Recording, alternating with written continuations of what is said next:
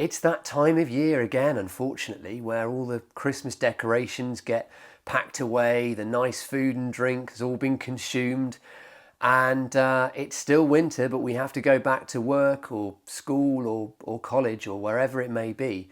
And for those of you who are at school or college, and you're in finals year, whether that's GCSE, A level, or beyond, the chances are that you're going to be faced with mock exams. So I thought, well, this being a careers, channel, and with a lot of the content that I put on here, I really should wish people good luck with mock exams if you're going through that right now. And I thought back and cast my mind back to when I was at school, which is sadly a long time ago. I wasn't always the most conscientious student, unfortunately, I have to say. But I thought, well, how would I approach mock exams today? I've come up with 5 tips, my top 5 tips. So here you are.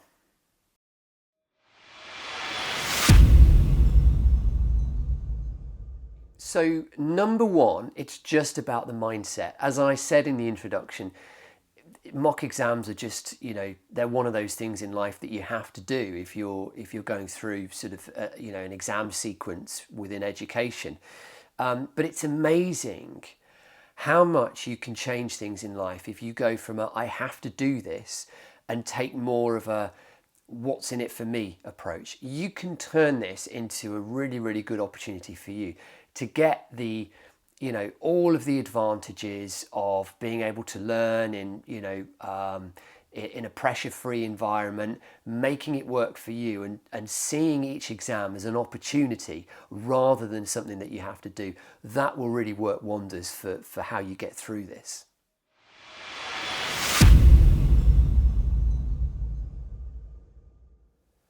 Tip number 2 is make some notes each day, almost in the form of a diary. It doesn't necessarily need to be that formal, whether it's on your phone or just scribbling it down in a book, but just make some notes about how each exam went.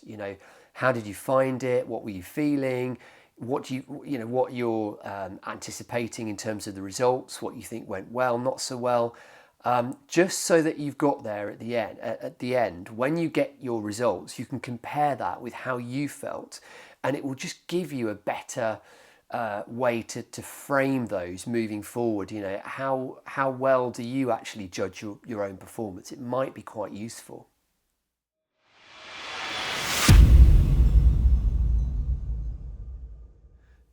Tip number 3 is be smart. So one thing that you should be able to learn through all of these exams is where the marks are, where it's really worth investing your effort into answers, because not everything's equal. In many cases, there are some parts of papers that are worth far more of your time, whether it comes to the actual exam itself or the preparation for that as well. So be smart and figure that out so that you really refine how to be as efficient as possible for the final exams that will be on later in the year.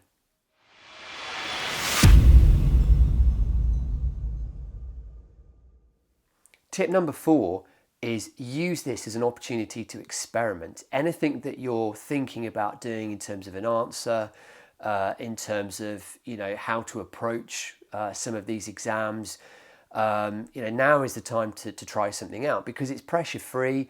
If you mess things up or don't do quite as well as perhaps you'd like, well, okay, now is the time to get that out of the way and not experiment in the finals.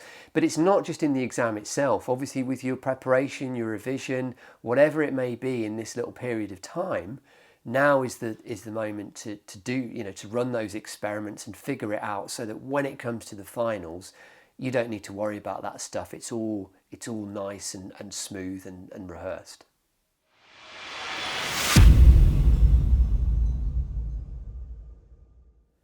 Number 5 is quite simple. Celebrate. When this is all over, reward yourself with something.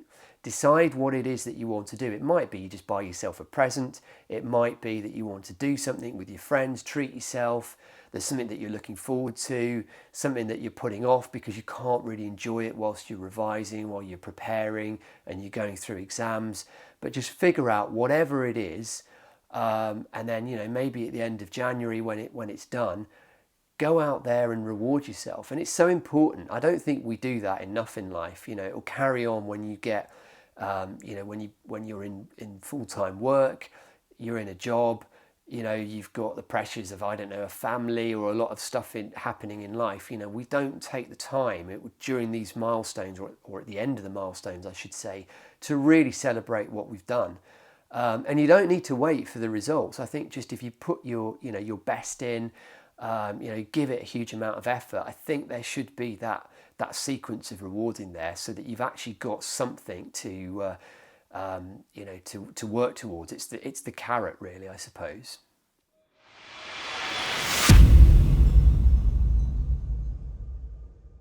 So there we are. The most important thing of all is good luck. Give it your best, try your best, prepare, do all that stuff, but don't worry about it. Exams are not the be all and end all. They seem it at the time, of course, but mock exams are just a practice, they're a rehearsal. Make it work for you. Don't sweat it, give it your best shot, and good luck. You'll be fine.